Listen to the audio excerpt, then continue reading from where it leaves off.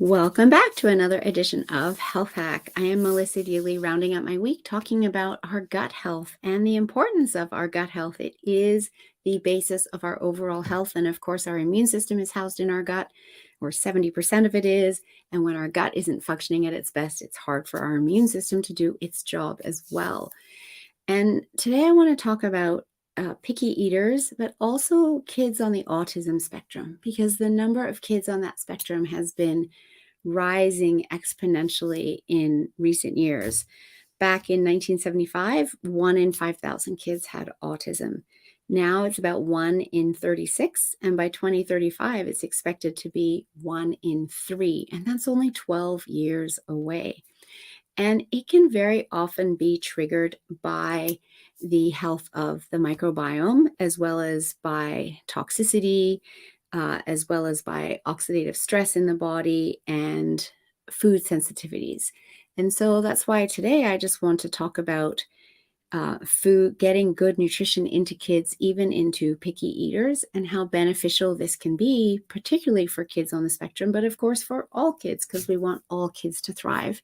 And we already know that kids on the spectrum have 25% less biodiversity in their microbiome on average. And so we know that their little microbiome needs extra support and extra boost. And we can do that through food and nutrition and getting the nutrients that they want and need.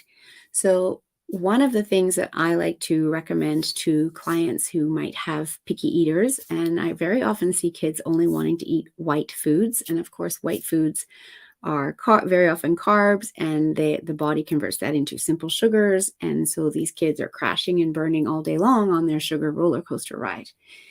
So one of the things that I've seen that's very, very effective that I work with all the time is the Equilife Daily Nutritional Shake. And it comes in chocolate and vanilla, and it gives the kids all of the micronutrients, the vitamins and the minerals, as well as a mild detox formula. It's safe for kids to be able to enjoy this. And then you can make them a smoothie every morning. You can add in berries, you can add in other vegetables and put it all in there and create a flavor that they like. There's a delicious mango pineapple one if they'd like that. There's purple crush with strawberries and blueberries, blackberries, etc. So I have all these recipes for delicious smoothies, and it's such a great way to start the day for adults, not just kids, because the blender does all the work. Your digestive system doesn't have to do as much work, and it's much easier for the body to absorb all of the nutrients into their little body and give them the energy that they need, the mental energy, the physical energy to be successful in their day.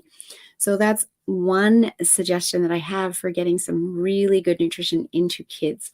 There's also a delicious apple crisp daily fruit and vegetable blend, and it literally tastes like apple, but it's giving you 22 fruit and vegetables in a day in a smoothie. I add it right into my smoothie in the morning. You can have it separately. You could do one smoothie in the morning. You could do one smoothie as an after school snack, however you want to do it. But these are great ways to get powerful nutrients into your children, especially if they're picky eaters and they won't eat the vegetables off their plate.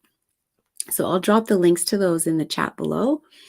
And then the other link that I'll drop is my rainbow food chart. And that's just encouraging kids to eat something every day from all of the colors of the rainbow. And it's a little chart. You can pop it on the fridge. They can check it off and have them start learning. They can go to the grocery store with you and be picking different vegetables and fruits of the different colors so that they're getting all of the colors of the rainbow. And when you get kids involved, that also helps them start to enjoy preparing food, eating the food. And because they know where the foods come from and they've been involved, they're much more likely to try it.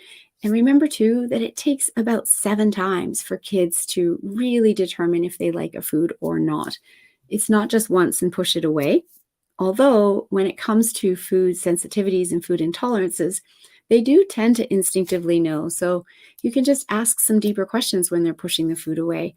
What is it about it that you don't like? To see if you get some answers like, oh, it makes my tongue feel funny, or it makes my tummy feel funny, as opposed to the, I'm pushing it away because I don't want it, right? So that you can determine, is there a sensitivity or an allergy involved there? Or is it that they just need to sample it a few more times until they decide to like it? So I hope this is helpful information. And if you'd like to reach out for more support, I'm happy to have a conversation with you and see how I can support you and your picky